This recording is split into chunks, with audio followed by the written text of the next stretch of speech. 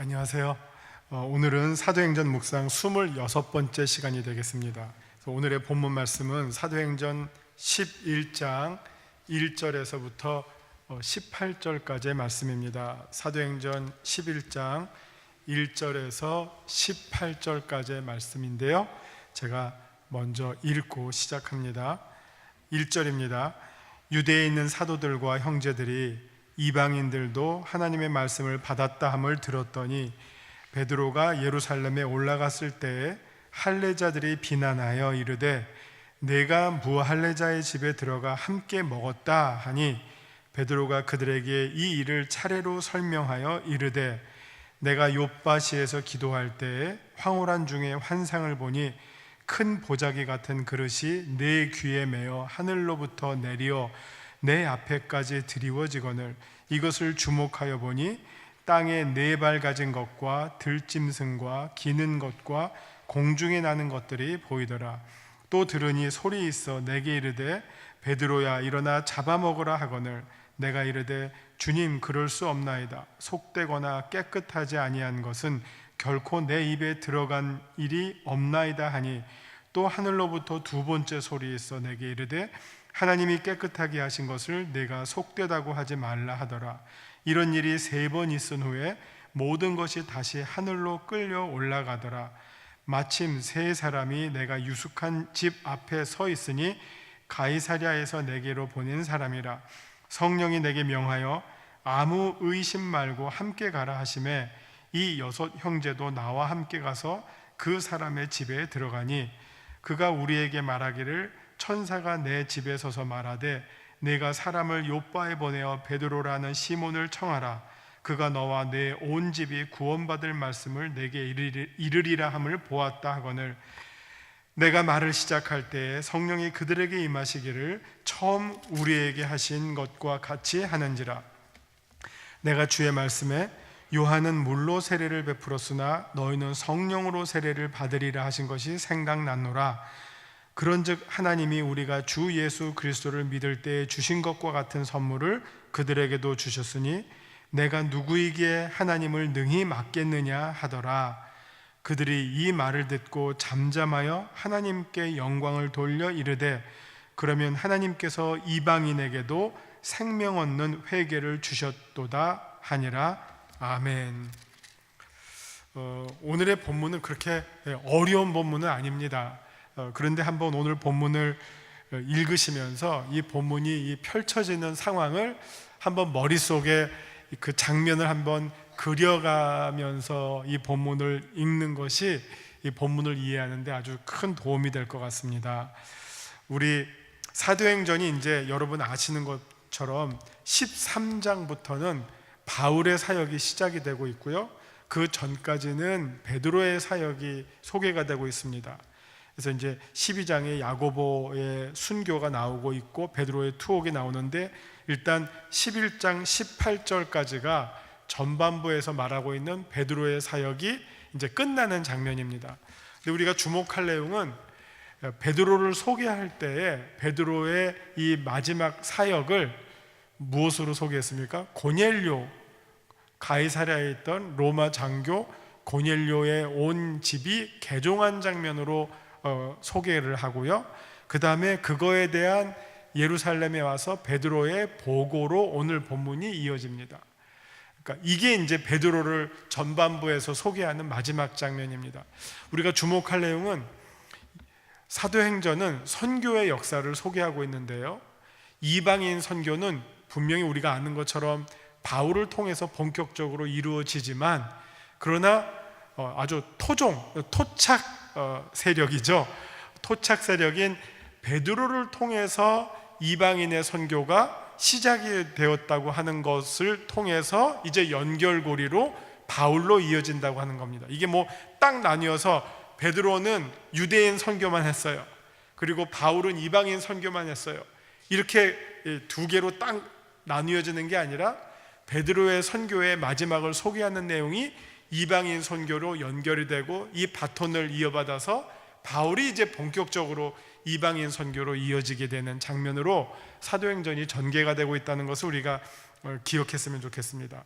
자, 11절 첫 부분에 보시면 유대에 있는 사도들과 형제들이 이방인들도 하나님의 말씀을 받았다 함을 들었더니 베드로가 예루살렘에 올라갔을 때 할례자들이 비난하여 이르되 내가 무할례자의 집에 들어가 함께 먹었다 라고 이제 따지는 겁니다.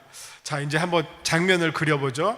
10장까지가 베드로가 가이사랴에서 고넬료 집에게 선교했어요. 그 다음에 며칠 더 머물고 있다 그랬어요. 그러면 그 사이에 무슨 일이 일어났느냐? 베드로가 가이사랴에서 고넬료의 모든 가족들을 전도했다 하는 소문이 사람보다 더 빠르죠. 그 소문이 예루살렘에 이제 전달된 거예요. 그래서 지금 첫 번째 1절에는 누가 듣습니까? 베드로의 친구들인 사도들과 형제들이 그 소문을 들었어요.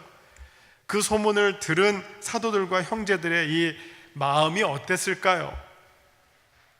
한번 생각을 해보세요. 여러분들이 한번 이 장면으로 들어가서 한번 여러분들이 사도고 형제라면 이 소식을 들었을 때 여러분의 마음이 어땠을까요? 아마 좋아해야 할지 싫어해야 할지 애매했을 것 같아요. 이건 뭐지? 왜 하필 이방인이지?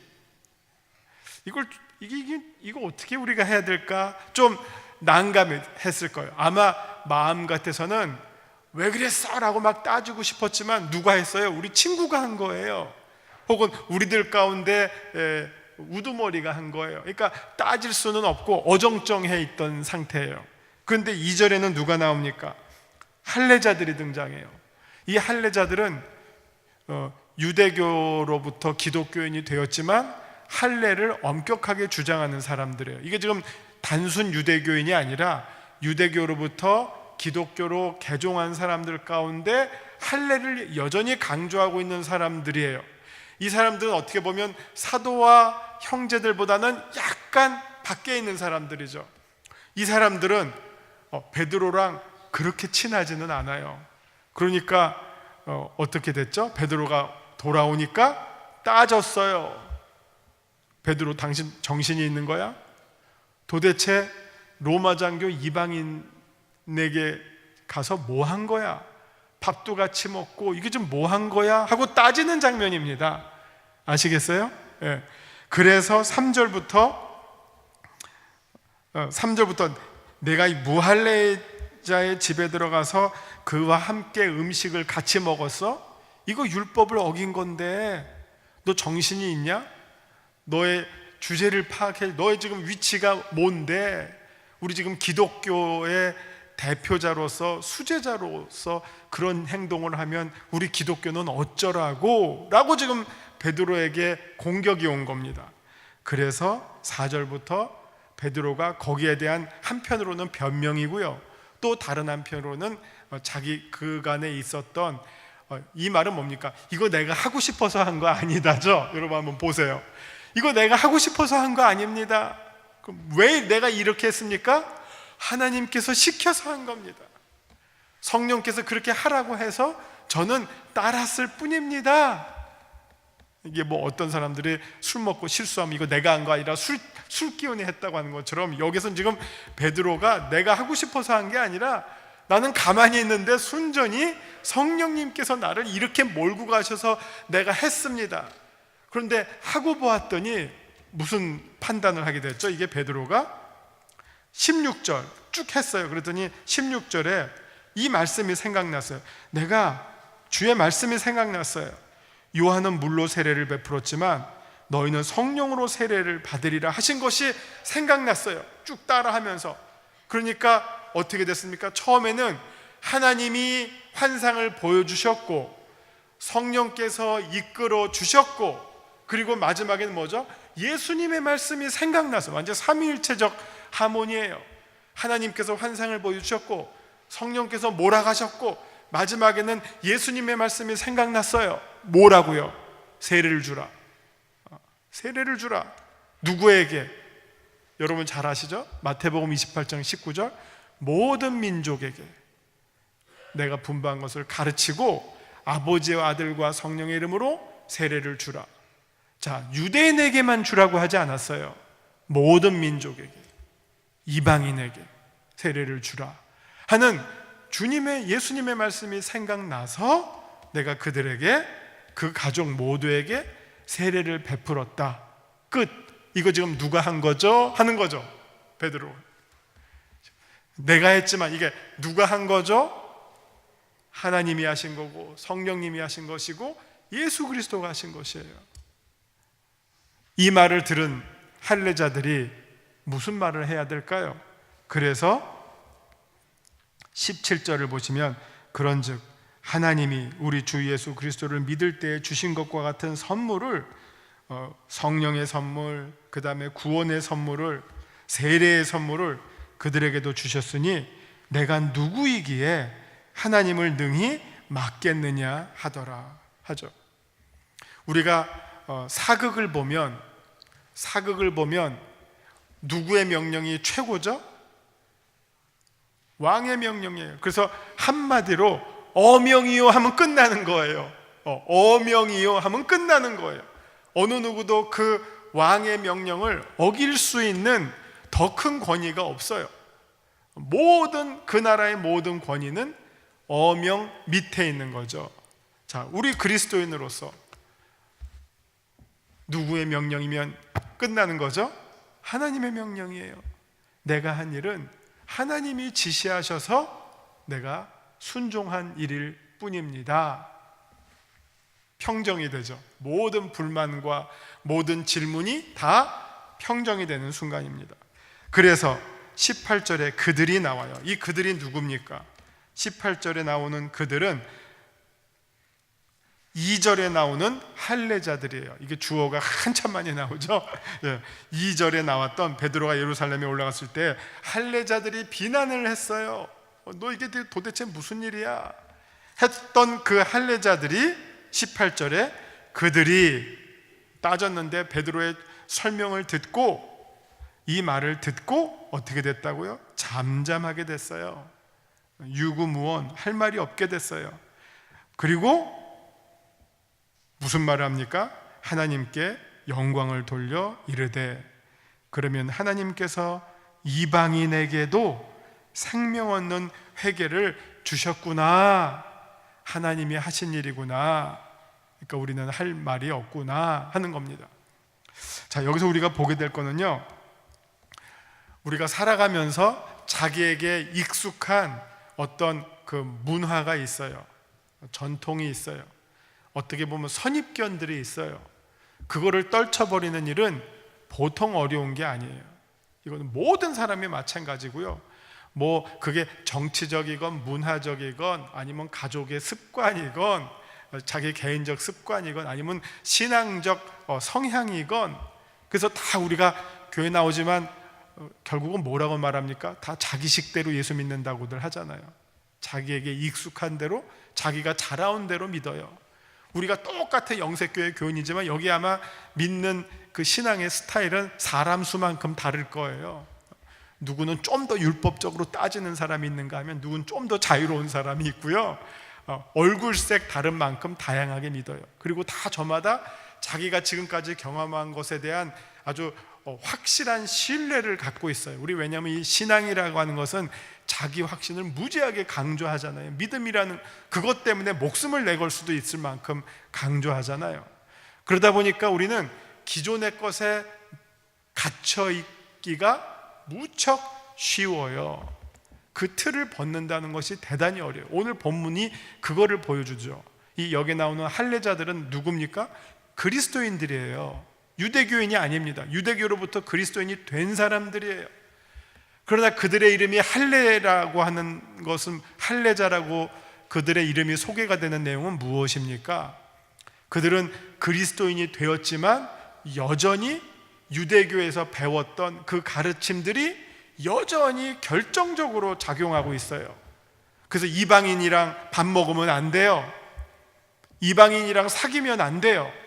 근데 여러분, 이방인이랑 사귀지 않고 밥 먹지 않고 어떻게 이방인 선교가 이루어집니까? 그 방법을 알려주세요. 선교가 될 수 없는 거죠. 그러니까 이 틀은 깨어 없어져야 할 틀이에요. 유대교에서는 이게 중요했지만 기독교로 넘어온 다음에는 이 틀은 없어져야 할 틀이에요. 예수님이 이미 그것을 보여주셨어요. 왜죠? 예수님은 죄인들의 친구였어요. 세리와 창기들의 친구였어요. 유대교에서는 버려진 사람들, 유대교에서는 금그은 사람들이에요. 저거 사람들이 아니야, 저거 개야, 쟤네들과 어울리면 안 돼, 너도 똑같이 돼. 금을 걷어요. 담을 쌓았어요. 사람으로 치지를 않았어요. 이게 유대교의 폐쇄주의예요. 이게 거룩이 너무 잘못되면 이렇게 폐쇄주의로 돼요. 그러나 예수님은 어떤 시도를 합니까? 버려진 사람들에게 다가가서 그들과 함께 먹고 그들과 함께 즐기고 놀고 그들의 친구가 되어주셨어요. 그러니까 이 예수님의 정신에는 사람을 나누는 게 없어요. 유대인과 이방인을 나누는 게 아니라 모두가 다 누굽니까? 하나님의 자녀들이에요. 여기에 평등 사상이 있는 거죠. 사람 사이에 금을 긋지를 않아요. 모든 사람은 다 하나님의 귀한 자녀들이에요. 오히려 더 길 잃어버린 한 마리의 양을 더 찾아가는 거죠. 그 한 마리의 양이 누굽니까? 잘 살고 많이 배우고 힘 있는 사람이 아니라 버려지고 힘없고 약하고 연약하고 병자고 불결해서 만나면 안 되는 사람들. 오히려 예수님은 문둥병자를 고쳐주실 때는요 꼭 일부러 손을 대셨어요. 일부러. 문둥병자 만지면 안 되잖아요. 접촉하면 안 되잖아요. 불결하기 때문에, 부정한 사람 때문에. 그러나 문둥병자를 고쳐줄 때는 일부러 타치를 하셔요. 이게 예수님의 정신이에요. 근데 아직 기독교인이 된 사람들 가운데도 이 예수님의 정신이 쉽게 녹아들지를 못하고 아직도 그 관성의 법칙으로 유대교의 전통에 머물러 있으면서 이제 한쪽은 유대교, 한쪽은 기독교 이렇게 어정쩡하게 있으면서 일로 나가려고 하는데 자꾸 유대교의 전통이 끌어당기는 이런 상황 속에서 선교를 어떻게 풀어나갈까? 그 첫 케이스가 지금 베드로가 보여준 케이스예요. 그 다음에 우리 이제 나중에 사도행전 15장을 보면 두 번째 결정적인 케이스가 나옵니다. 예루살렘 회의. 이 예루살렘 회의가 왜 열립니까? 바나바와 바울이 이방인 선교를 하는데 이방인들에게도 할례를 요구해야 되느냐 안 해야 되느냐, 율법을 지킬 것을 요구해야 되느냐 안 해야 되느냐, 이것이 이방인 선교의 결정적인 숙제예요. 너무 어려우니까. 그리고 너무 여기 나와 있는 것처럼 할례파들이 공격을 하니까 바울과 바나바가 이거 안 되겠다, 이거는 사도들이 결정을 해야 되겠다, 앞으로 우리의 노선에 대해서 사도들이 결정해 줘야 되겠다 해서 예루살렘으로 이 문제를 갖고 오죠. 그래서 사도들의 회의에서 이방인들에게는 할례를 요구하지 않기로 결정을 해요. 결정할 때 두 사람이 중요한 역할을 합니다. 7절을 보시면 많은 변론이 있은 후에, 여러분 회의 많이 해보셨죠? 회의에서 답이 안 나올 때 어떻게 답을 찾아갑니까? 그래도 그 회의 자리에서 존경받는 사람, 영향력 있는 사람, 어른, 이분의 한마디가 의견을 결정하죠. 서로 막 이렇고 저렇고 결정을 못할 때 정말 힘 있는 사람, 존경받는 사람의 한마디가 전체 의견을 모으잖아요. 이때 7절을 보면 베드로가 이야기합니다. 베드로는 어떤 경험이 있습니까? 고넬료의 경험이 있어요. 이방인 선교의 실질적인 경험이 있어요.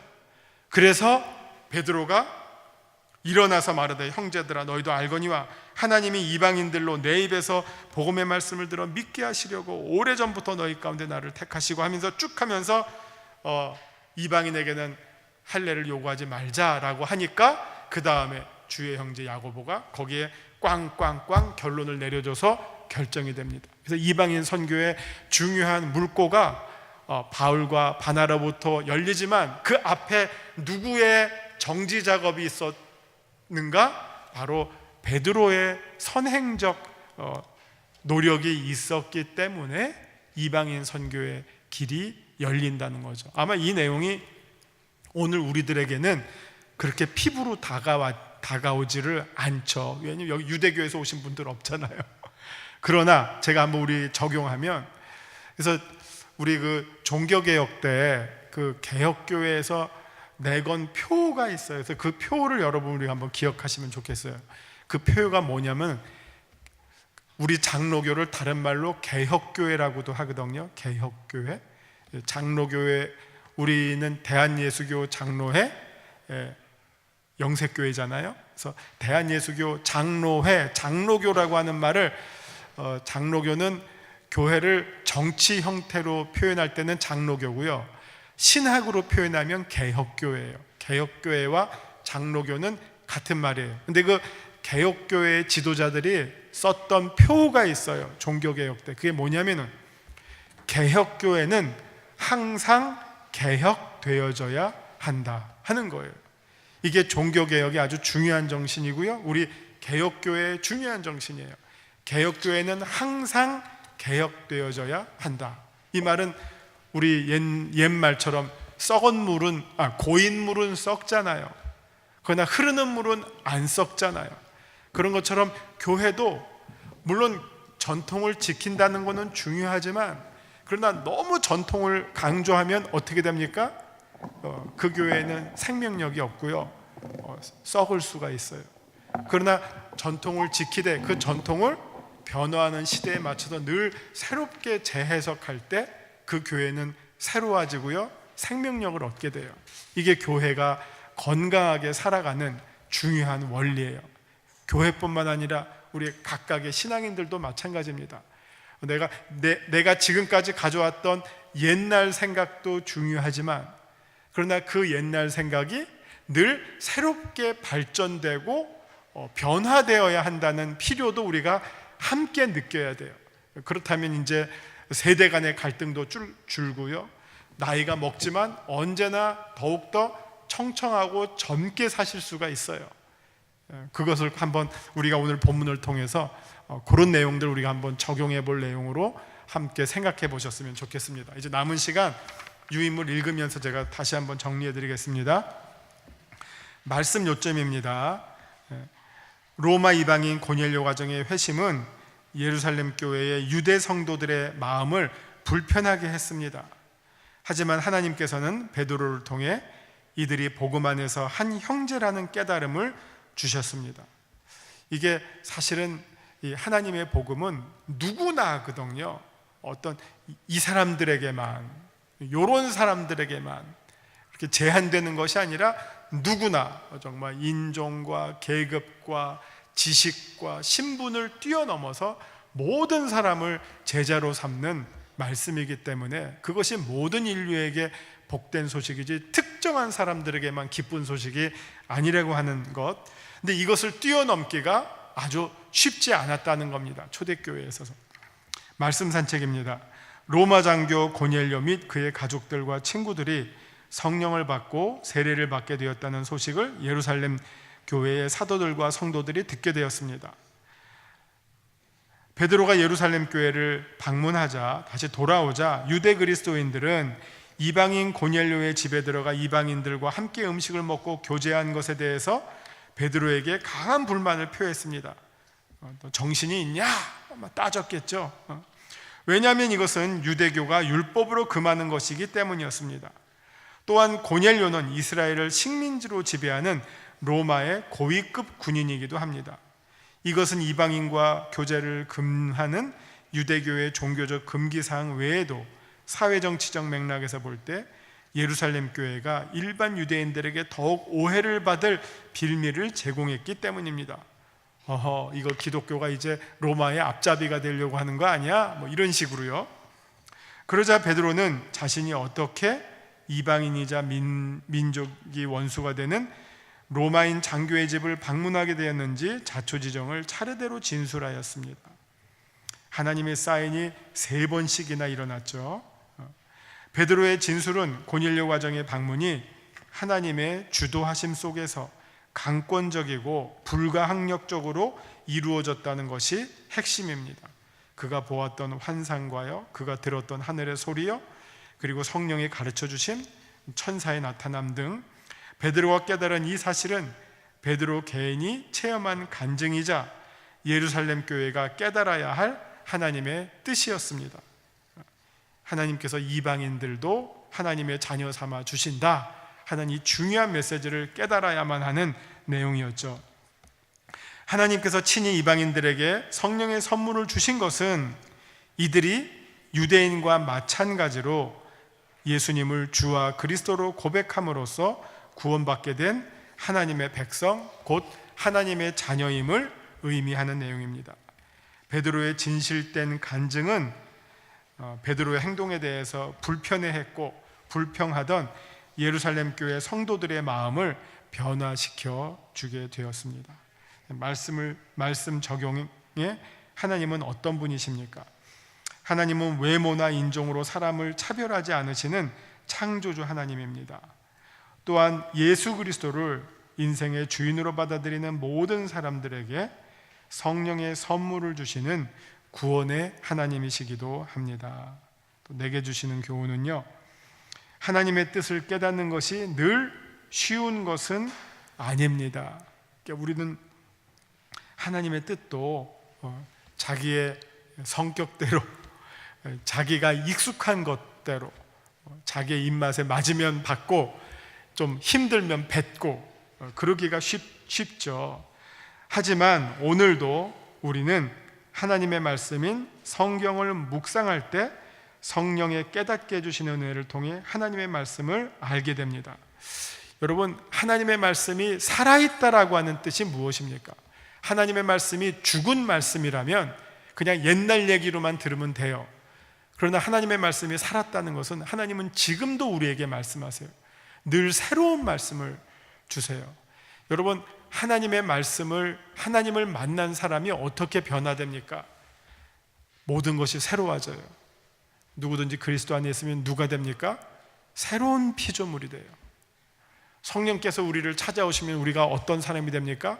새 사람이 돼요. 옛사람으로부터 새로운 사람이 돼요. 하나님께서 마지막에 이 만물을 어떻게 하십니까? 새롭게 하세요. 만물을 새롭게 하세요. 기독교는 새로움을 추구하는 종교예요. 낡은 것으로 돌아가는 종교가 아니라. 그렇기 때문에 지금 이 이방인의 선교라고 하는 것도 교회가 무엇이고 하나님의 자녀가 무엇인가에 대한 새로운, 어떻게 보면 새로운 모델을 보여주는 사건이라고 생각하시면 되겠습니다. 이 점을 꼭 기억하시고요. 그러면서 우리 기독교는요, 참 진취적인 종교예요. 앞으로 나아가는 종교지 뒤로 물러가는 종교가 아니에요. 유대교와 기독교의 갈등도 바로 그 문제죠. 정말 땅끝까지 이르러 앞으로 나아가는, 전진하는 종교지 뒤로 물러가는 종교가 아니라는 사실, 늘 새로워지는 종교고 새로움을 추구하는 종교고 내가 새로워지는 종교예요. 옛 모습에 머물러 있는 게 아니라 새로워지는 종교라는 사실을 기억하시면 좋겠습니다. 기도하시겠습니다. 하나님, 제가 하나님의 음성을 잘 알아들을 수 있는 가난하고 열린 마음을 갖게 하여 주옵소서. 그리하여서 늘 우리 가운데 새롭게 말씀하시는 주님의 음성을 듣고 우리가 새로운 것을 향해 최선을 다해서 나아가는 우리 모두가 되게 하여 주시옵소서. 예수님의 이름으로 기도합니다. 아멘.